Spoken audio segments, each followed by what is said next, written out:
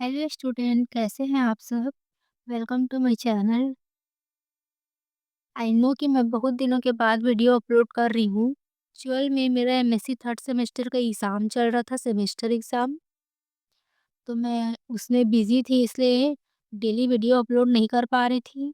But अब मेरा exam ख़त्म हो चुका है, तो मैं फिर से वीडियो अपलोड करना शुरू करूँगी, क्योंकि अब एमएससी फर्स्ट सेमेस्टर और थर्ड सेमेस्टर का एग्ज़ाम हो चुका है। इसलिए नया सेशन स्टार्ट होगा MSc second semester and fourth semester का।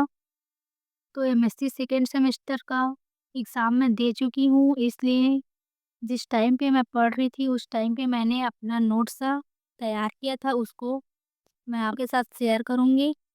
और अभी मैं एमएससी फोर्थ सेम में जाने वाली हूँ, तो मैं कोशिश करूँगी कि मैं जब उसका नोट्स बनाऊँ तो धीरे-धीरे आपके साथ भी शेयर करते रहूँ। बट अभी मेरा फोकस एमएससी सेकेंड सेमेस्टर के नोट्स अपलोड करने में रहेगा, इसलिए सभी एमएससी सेकेंड सेमेस्टर के स्टूडेंट्स इस चैनल को सब्सक्राइब कर लें, स्पेशली रायगढ़ यूनिवर्सिटी के जो भी स्टूडेंट हैं। तो चलिए वीडियो को शुरू करते हैं।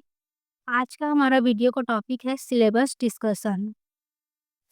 इसमें 4 पेपर रहेंगे। पेपर 1 जो इनऑर्गेनिक का है, इनऑर्गेनिक। पेपर 2 ऑर्गेनिक का है। पेपर 3 फिजिकल केमिस्ट्री है और paper 4 spectroscopy and computer for chemist है। तो सबसे पहले इनऑर्गेनिक केमिस्ट्री का सिलेबस डिस्कशन कर लेते हैं। एमएससी सेकेंड सेमेस्टर का पहला पेपर है inorganic chemistry.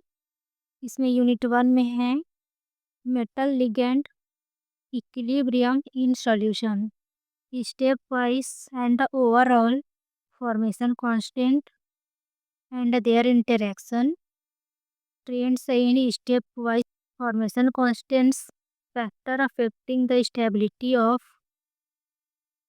metal complex with reference to nature of metal ion and ligand। Unit 1 बहुत ही छोटा सा है, में से ये question step wise and overall formation constant, इसके बीच में रिलेशनशिप पूछा जाता है। और 12 नंबर में फैक्टर अफेक्टिंग वाला stability of metal complex with reference to nature of metal ion. कभी कभी इसको ना तोड़ के पूछते हैं कि सिर्फ मेटल आयन के रेफरेंस में स्टेबिलिटी बताइए या सिर्फ लिगेंड के रेफरेंस में। बट अगर 12 नंबर में डायरेक्ट पूछा जाएगा तो दोनों के रेफरेंस में कंबाइन करके पूछ सकता है। तो मेन यूनिट 1 में यही वाला क्वेश्चन मोस्ट आईएमपी है 12 नंबर के हिसाब से। यूनिट 2 है reaction mechanism of transition metal complexes, energy profile of a reaction. कोई भी रिएक्शन का एनर्जी प्रोफाइल क्या रहता है उसके बारे में, मतलब ये रिएक्टेंट फिर ट्रांजिशन स्टेट आएगा फिर प्रोडक्ट बनेगा, उसके बारे में पढ़ना है, एनर्जी प्रोफाइल के बारे में। Reactivity of metal complex, metal complex की रिएक्टिविटी इसके अंतर्गत इनर्ट एंड लेबाइल, ये आईएमपी है। Inert and labile complex,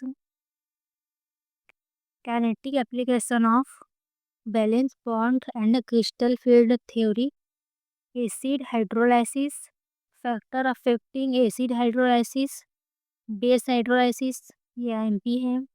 enation reaction, ये भी IMP. Kinetics of octahedral substitution, metal complexes में ऑक्टाहेड्रल सब्स्टिट्यूशन किस तरह से होता है, इसके मैकेनिज्म को देखना है। बेस हाइड्रोलाइसिस ये सबसे ज़्यादा आईएमपी है। फिर इनेशन रिएक्शन है, इसको 1 या 2 नंबर में पूछ देते हैं।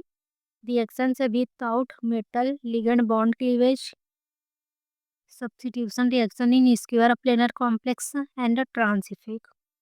ट्रांस इफेक्ट भी बहुत आईएमपी है। तो यूनिट 2 में ना ऑक्टाहेड्रल सब्स्टिट्यूशन के मैकेनिज्म के बारे में, base hydrolysis, square planar complex में substitution, inert and labile, anation reaction, trans effect, ये सब आईएमपी क्वेश्चंस रहते हैं यूनिट 2 में। अब यूनिट 3 है मेटल कॉम्प्लेक्सेस। इसमें पार्ट ए में है mechanism of substitution reaction, redox reaction, electron transfer reaction, mechanism of one electron transfer reaction. इसमें रेडॉक्स रिएक्शन के टाइप्स वगैरह पूछे जाते हैं, मतलब रेडॉक्स रिएक्शन क्या है, oxidation reduction, electron transfer reaction 12 number में यही पूछा जाता है। बी टॉपिक है मेटल क्लस्टर, इसमें higher boranes, carboranes, metalloboranes and metallocarboranes and metal carbonyl. तो मेटल के क्लस्टर के बारे में पढ़ते हैं इसमें। कार्बोरेन्स, मेटैलोकार्बोरेन्स ये सब भी आईएमपी रहता है, बट मेटल कार्बोनिल ज़्यादा आईएमपी है। और इसमें इलेक्ट्रॉन ट्रांसफर रिएक्शन और उसके मैकेनिज्म आईएमपी रहते हैं। अगला यूनिट 4 है, इसमें पार्ट ए और पार्ट बी करके दिया गया है। पार्ट ए में मेटल कार्बोनिल की structure, bonding, vibrational spectra of metal carbonyl, important reaction of metal carbonyl. तो मेन ना 12 नंबर के क्वेश्चन में पूछा जाएगा मेटल कार्बोनिल क्या है, इसका स्ट्रक्चर, इसका बॉन्डिंग, इसका इंपॉर्टेंट रिएक्शन करके पूछ देते हैं 12 नंबर में डायरेक्ट एक साथ सब चीज़ को कंबाइन करके। या इसमें से ये क्वेश्चन भी पूछते हैं 6 नंबर में, vibrational spectra of metal carbonyl, ये भी आईएमपी रहते हैं। पार्ट बी है नाइट्रोसिल। तो नाइट्रोसिल का preparation, bonding, structure, important reaction इसके बारे में पूछ सकते हैं 12 नंबर में, सबको कंबाइन करके एक साथ। 6 नंबर में पूछेंगे तो bonding, structure, important reaction, preparation इसको अलग अलग करके भी पूछ सकते हैं। डाई नाइट्रोजन कॉम्प्लेक्स ये भी बहुत ही आईएमपी क्वेश्चन है, 1-2 नंबर में पूछ देते हैं या 6 नंबर में भी इसको पूछते हैं। तो डाई नाइट्रोजन का भी प्रिपरेशन, बॉन्डिंग, स्ट्रक्चर, स्ट्रक्चर कैसे होता है इन सब के बारे में पढ़ेंगे।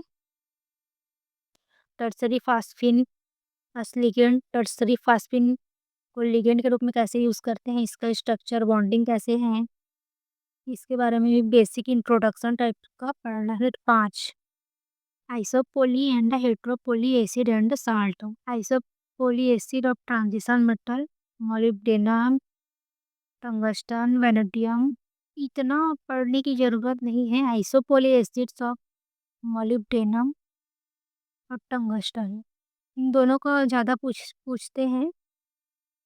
और हेट्रोपोली एसिड में भी यही दोनों ट्रांजिशन मेटल का ज़्यादा पूछा जाता है, स्ट्रक्चर वगैरह।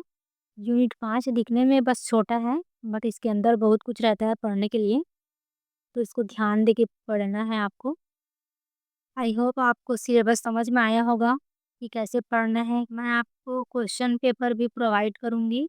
हम अगले वीडियो में पेपर 2 ऑर्गेनिक केमिस्ट्री का सिलेबस डिस्कस करेंगे। Thank you for watching. Do like, share and subscribe to my channel.